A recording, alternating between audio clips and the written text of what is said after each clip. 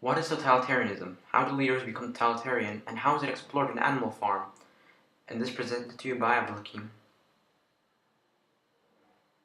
Totalitarianism is a political system of controlling people's freedoms, access to information, and limiting their power. Many countries have what we would consider totalitarian governments.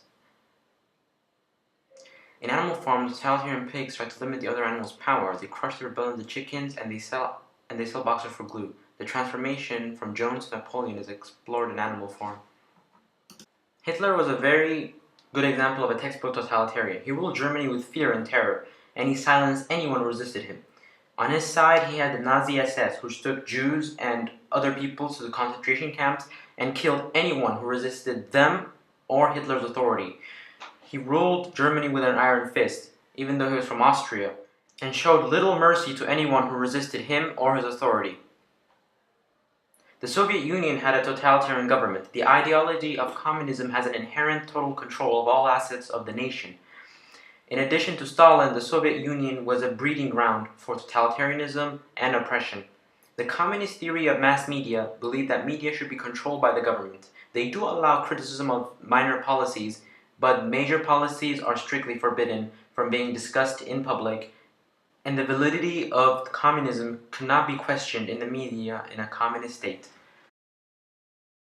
Before we proceed, let's look at what communism is. Communism is a particular economic and political system. The ideology of communism revolves around having all the business and wealth and commerce of a nation being under the control of the state.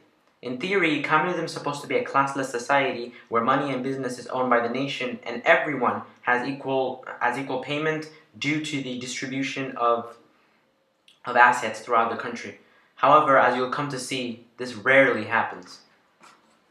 Let's explore how a country goes from communism to totalitarianism. One of the fundamentals of communism is complete government control over all aspects of life, including media, money, commerce, and many others. Of course, not all countries with communism had become totalitarian, but most have.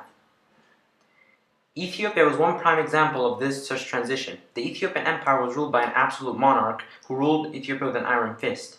A drought struck Ethiopia and the people decided to revolt. The communist Derg took power in September of 1974. They overthrew the monarch in hopes of establishing a communist, classless society, but eventually they turned even worse than the monarch they tried to replace.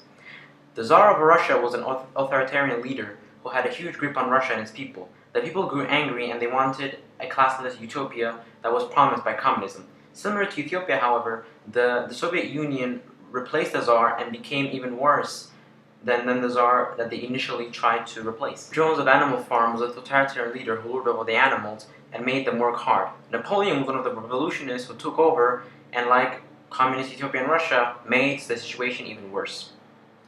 Now let's explore strategies and tactics many authoritarian and totalitarian leaders use to keep control over their nations. Strategy 1. Mobilize all resources of the upper class. Stalin seized the money from all of Russia's assets and used it to support his regime. Napoleon took all the milk and apples to help him and the pigs stay in power. Strategy 2. Use propaganda to paint a good image of the leader. Stalin used the media to paint a good picture of himself by being with children and by promoting himself as the father of Russia. Napoleon used Squealer, who was a good orator, to help convince many of the animals on Animal Farm that what he was doing, although questionable, was for their own good. Strategy 3. Use fear and intimidation. Stalin used the KGB in order to silence any of his political opponents. Napoleon used the 9 dogs that he raised from Bluebell and Jessie in order to combat any resistance on Animal Farm. Strategy 4. Limit the gathering of the population. The Soviet Union banned any religious meetings in order to stop anyone from revolting against the Soviet Union. In Animal Farm, many of the animals banned the singing of the Beasts of England and the meetings on Sunday in order to stop any further questions to Napoleon's leadership and his exile of Snowball. Strategy 5. Stay away from the public. The dictator of Uganda, Idi Amin, used to refer himself to as many ridiculous titles in order to exonerate himself to a godlike status. Napoleon in Animal Farm uses a very similar method, calling himself things like father of all animals, terror of mankind, and protector of sheepfolk. Strategy 6. Avert the blame to justify actions. Hitler was a leader that blamed all the country's problems on the Jews, and since they allegedly did all the problems, he was justified in killing them.